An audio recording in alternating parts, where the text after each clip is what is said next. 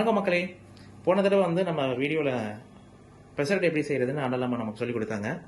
இந்த தடவை வந்து நம்ம தெரிஞ்சுக்க போகிறது வந்து அவியல் எப்படி செய்கிறதுன்னு தெரிஞ்சுக்க போகிறோம். ஏன்னா அருகே மெயினான டிஷ் வந்துட்டு சைட் டிஷ் வந்து அவியல் தான்.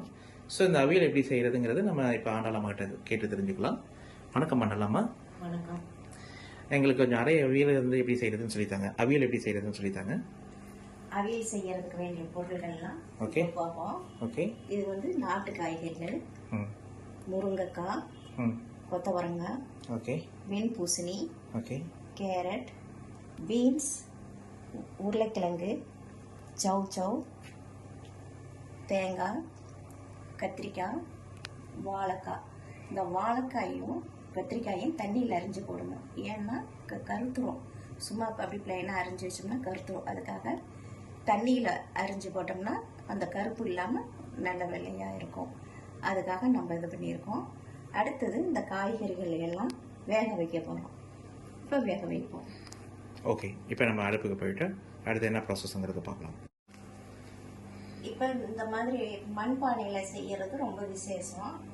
உடலுக்கு ஆரோக்கியத்தையும் தரும். இதில் ஒவ்வொரு காய்கறிகளாக போடுவோம். கேரட்டு, பீன்ஸ்,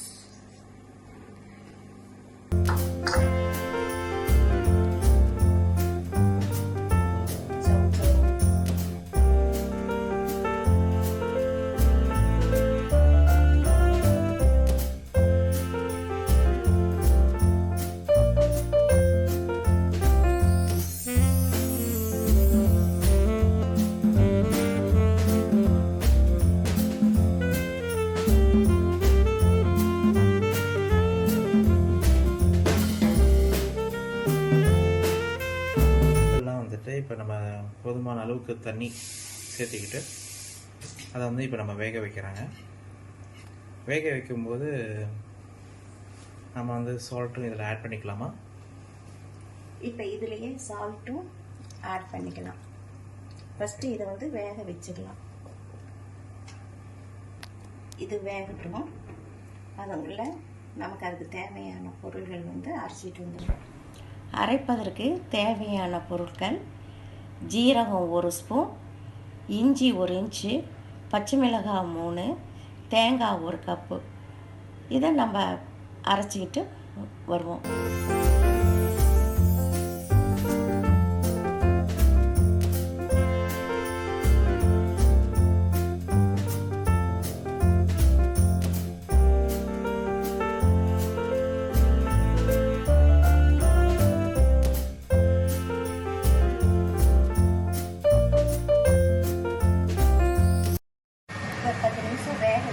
காய்கறிகள் இந்த காய்கறிகள் வெந்துருச்சான்னு பார்க்கறதுக்கு இந்த ஒரு காயை எடுத்து இப்படி இது பண்ணும்போது இப்படி நல்லா வெந்திருக்கும்.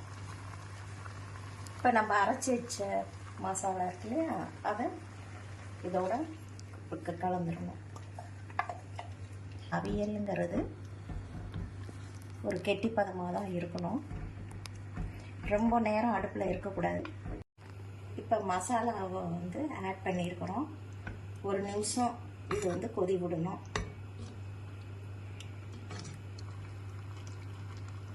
இந்த 1 நிமிஷம் விட்டுட்டு உடனே ஆஃப் பண்ணிடலாங்களா? ஆஃப் பண்ணிடலாம். ஓகே. இப்போ 1 கப் தயிர் வந்து இதில் ஊற்றுறோம்.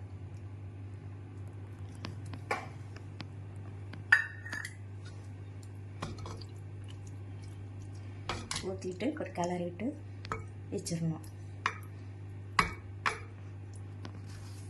இந்த தயிர் ஊற்றுறது வந்து நம்ம அடுப்பை அணைச்சிட்டு செய்கிறோம் இல்லையா? ஆமாம், இல்லைன்னா பிரித்துரும். அதுக்காக. ஓகே.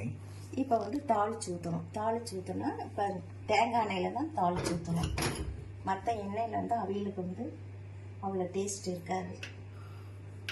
தேங்காய் எண்ணெய் வந்து 2 ஸ்பூன் ஊற்றிருக்கோம். ஓகே. கடுகு போட்டுருக்கோம்.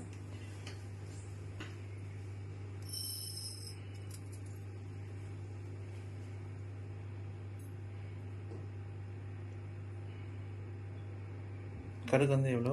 1 ஸ்பூன் போடணும். 1 ஸ்பூன் கடுகு போட்டுக்கலாம். சரி, ஓகே.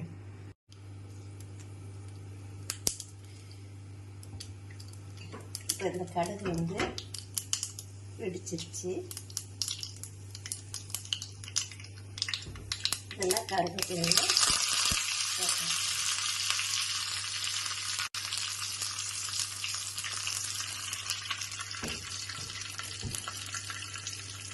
அடுப்பு ஆஃப் பண்ணிக்கலாம்.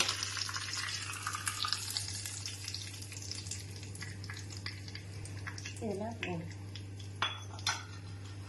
அப்படியே ஒரு கலர் இருக்கு. இப்போ அவியல் வந்து ரெடி ஆகிடுச்சு. ஸோ இப்போ நமக்கு வந்துட்டு அடையும் அவியலும் வந்து இப்போ நமக்கு ரெடியாக இருக்குது. இப்போ இதுக்கு மேலே கொஞ்சம் கொத்தமல்லி தூவிக்கலாம். இப்போ அவியல் ரெடி.